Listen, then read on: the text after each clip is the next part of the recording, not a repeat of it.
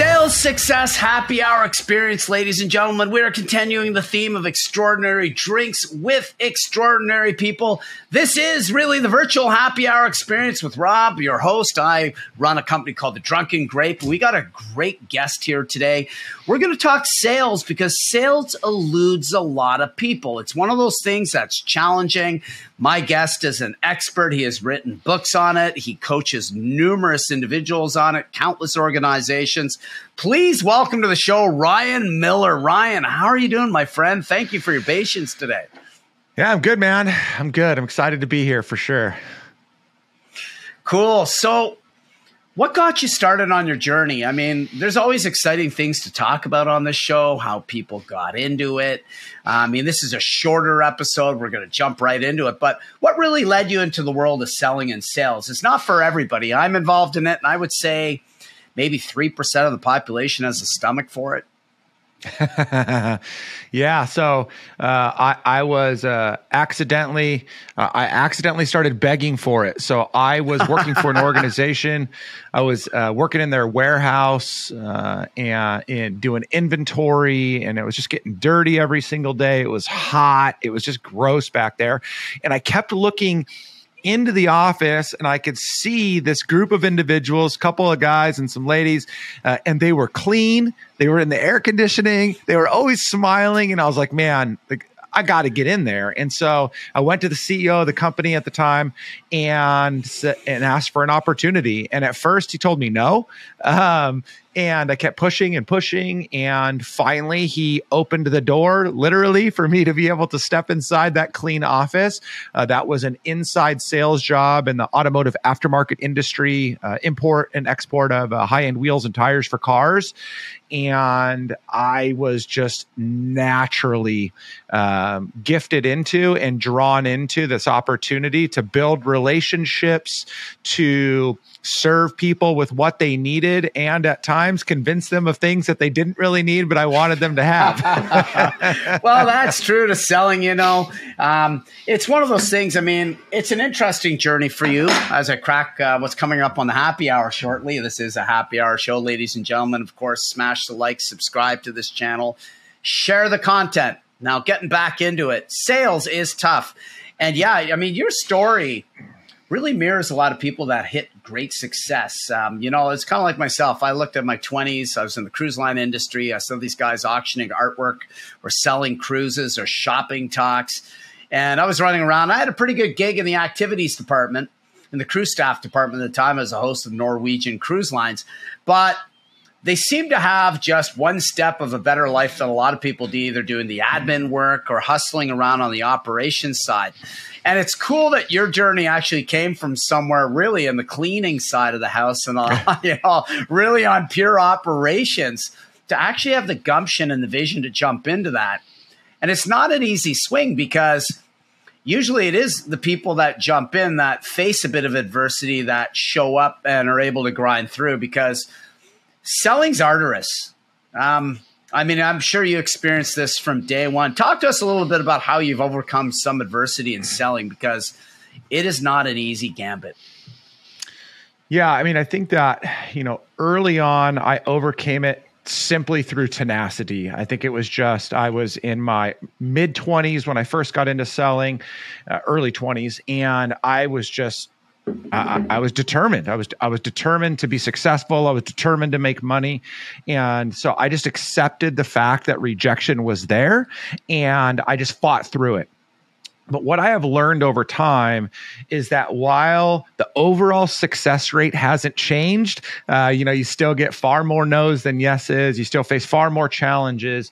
I think now the difference is I've accepted the fact that no is a reality, and I've just learned to detach myself from the outcome of the sale. And so as much as I celebrate and get excited when I win, I detach from that.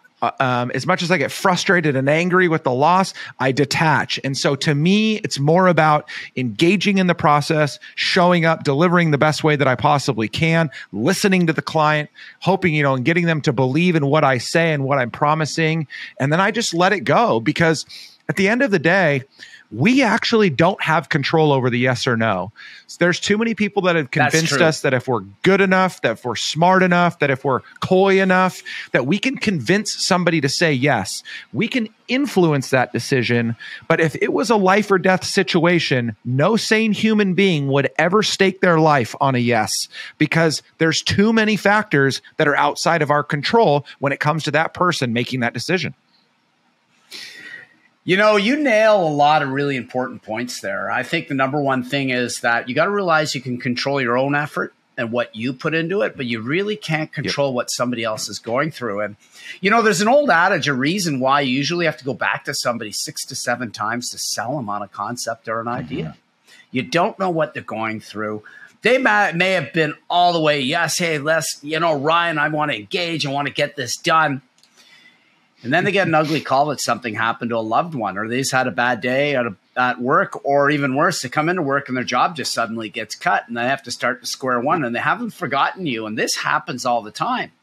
But if you stay on top of some good leads and good people over time, and you do the right things, and you stay, I really believe you got to stay ethic and moral in this kind of business too. And I think in anything you do, I know you're very much a faith-driven man, and I share a lot of that belief system too. It's just, you have to do things with integrity, but if you really can't control what other people do or their outcomes. You can only control your outcomes. Yeah. Yeah. Well, and too, you know, I think the other thing that is so important for us to think about is we attack sales logically and tactically, right? Hopefully, we have a good process in place. We have a strategy. We're following an agenda, a talk track. So we're very logical in our approach to selling. But the final decision that a prospective client makes is first emotional, before it is logical. Even the most, and this resonates with everybody right now that's ever presented the most logical reason why a client should buy. It's clear as day that they'll make millions of dollars or save themselves hundreds of hours of time, and the prospect says no. And it's because it is an emotional decision first. And so again, we need to make sure that we understand that and are in that frame of mind, because if we're not, and if we're banking on logic to respond to our logic, we are in deep shit, and we will set ourselves up for a lot of mental failure. Oh, yeah. I mean, I look at the event business. So I do a lot of virtual events, now more hybrid, getting back to live. And somebody says, yeah, there's a lot of logical points to, you know, having an expert come in to do a hybrid event where they're live, you're virtual. But a lot of people still want some of that live experience. Now, when it looks at the expertise level of what I do say with wine and beer smelly, bringing in a chef to partner everything in a dinner party, you can give them all the reasons logically, but you know, the number one reason I find that seems to trigger thing, and it's definitely emotional, is you got to hit them in some way which makes them look good and feel good to do it. That's right. You know, and I think that's true in any business. And it's still not an easy path, because you still have to get out there and grind every day. And, you know, cold calling now is more of a nightmare than it ever was, because most people don't want to answer their phone. Hitting people up on email used to be a great way, but that's getting challenging. I still think just grinding it out and just sticking to your platform, putting out content, approaching people, talking about it, talking about your passion with it, and how it can really help them, and then bring them happiness and joy, make them look good, hit the emotional trigger points, is always going to do a lot better in today's age. Yeah. That's just my thoughts about it. No, I think that you're spot on. I mean, I'm happy that the high volume, high output sales machines are starting to die more and more. And I say that because at the end of the day, we are emotional human beings. We are relational human beings. And so if we start building our relationships, even with prospective clients, even just with our audience in general, with centers of influence, if we start building deeper relationships with them, we will find far more success. And not only that, but we'll actually find success with our ideal audience, the audience that resonates with who we are, with what we believe, with how we live, with what we sell and serve.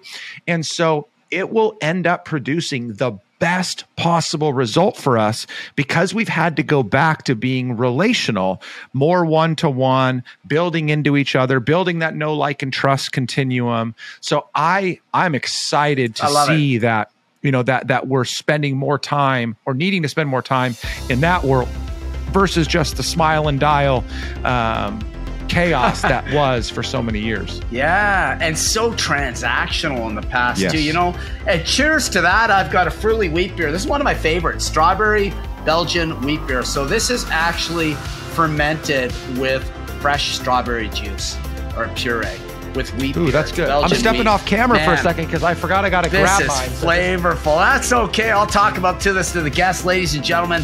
This is an awesome beverage. This is a world-class or world champion beverage. If you are adverse to beer, just the pungent flavor of sweet, ripe strawberry notes is fantastic in this. And you got the Belgian wheat side of it. It's 30 to 50% wheat, adds a bit of weight to it. You get a coriander, citrus peel. There's a little bit of the tartar side of that levels out with the sweet side. I tell you, Ryan, this is a great intro beer to anybody that questions beer, generally doesn't like beer. There's so many different styles out there when you really delve into it. Of course, this brewery is Belgian. It's Huige Brewery, 300 years old. Great with desserts, great on its own. Imagine this with like vanilla ice cream and like a strawberry shortcake. I mean, it's just like, it's perfect. Just spill it right all over that ice cream. Make a float out of it. That's spoken like a true sommelier that's trying to get us really excited about a product. I say if you're beer averse, which I'm not 100% beer averse, but I say if you're beer averse, you just go right for the bourbon, which I'm drinking right now, sipping on some Willet bourbon, which is one of my favorites. It can be really challenging to come by. I'm kind of sad because if you're watching right now, you can see that the bottle's really, really low. So I'm sipping in little bits and pieces, but it is a fantastic Kentucky bourbon, and I'm here to have some. It's the middle of my day right now, and I'm loving it. Yeah. Cheers. This is late in the afternoon for me. You are on the West Coast of California. I'm in Ottawa, Canada. It's great to be able to have these conversations. But bourbon, man, I've had a few guests dive into that on the show.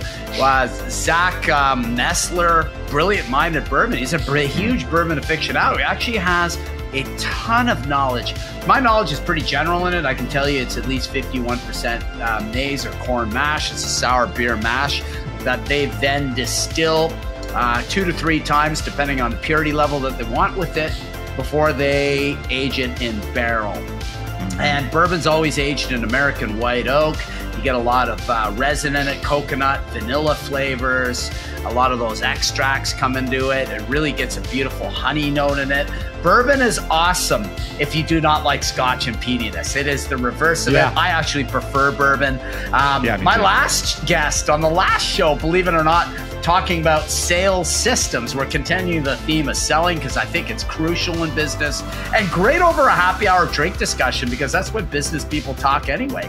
He loves bourbon. So Brian McDonald, not sure if you know who Brian is, but he's in the LinkedIn community too. What an easy drink. I'm going to bring up your profile because I know you got to get going quickly. It's actually something kind of funny short. That I want to relate this to what I'm drinking, just in terms of bourbon and whiskey with sales, because I think that there's something kind of cool here. So a few years back, my wife and I and a couple of friends took a trip to Nashville, Tennessee. While we were there, we had an opportunity to go tour the Dickel whiskey, the Dickel distillery. And Dickel is a little less known. If you go to Nashville, you're typically going to make your way over to the Jack Daniel's facility. It's a big commercial establishment. I'm not a big Jack Daniel's fan. So we go to this small family-run still whiskey distillery. I mean, they're cranking out a lot of whiskey, but we sat down for about an hour with this older gentleman. He was in his early 70s. He knew everything about not just their process, but historically about the area. And he talked us through, similar to what you do, when you're leading a lot of these tastings and stuff. And it was interesting because of his relationality, if that is a word, just his ability to relate to us and build into us and teach us and share with us.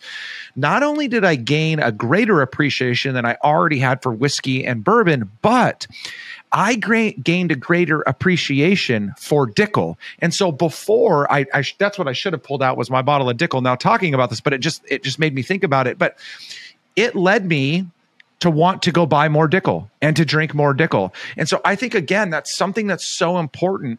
You know, obviously taste is really important when we're drinking any kind of liquor. But there was something about that experience that elevated even the taste of it when I drink it now. And so I just think that it's so important that as salespeople, we think about that. We're creating an experience, an interaction, and that is going to influence just as much of the buyer's experience as our product or service. Oh, yeah. The fact that he was able to tell a story with you, relate it to you, and share the experience with you. I mean, bourbon's awesome. It's in a way, it was a blessing that even appeared because really came about with the friction and the fracture between the British Empire and the United States colonialists. Yep. There went the rum trade. There went British rum coming up from the Caribbean. And lo and behold, they had to figure out something else they distilled, and they created a wonderful spirit in bourbon. Cheers to you, brother. We're going to wrap it up. I'm just going to talk a bit about where to find you. I've got your profile up here. You can see we can share things beautifully on Riverside FM. RyanMiller.com. So it's a RyanJamesMiller.com, ladies and gentlemen. This is his LinkedIn profile. Ryan gives a lot. You know, you give a lot of tidbits of information on sales. You're always ever present on selling. And it's not for you. It's just not, you know, to hit that transaction. You really love the whole art behind it, and you really love coaching and mentoring people in it.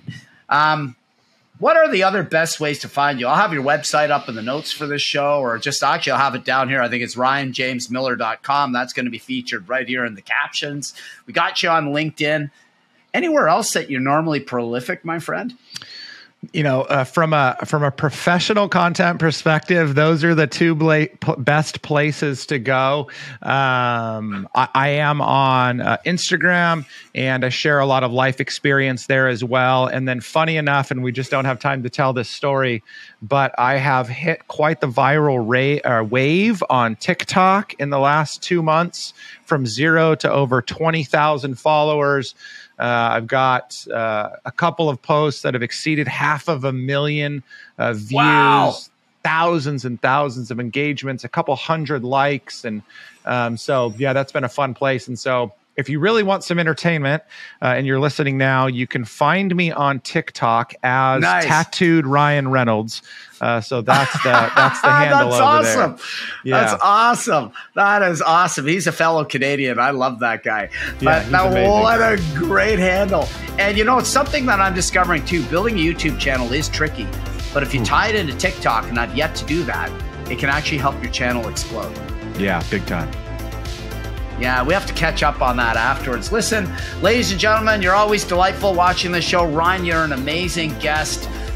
Whatever you decide to do, ladies and gentlemen, have a terrific day. This is Rob and Ryan from The Drunken Great.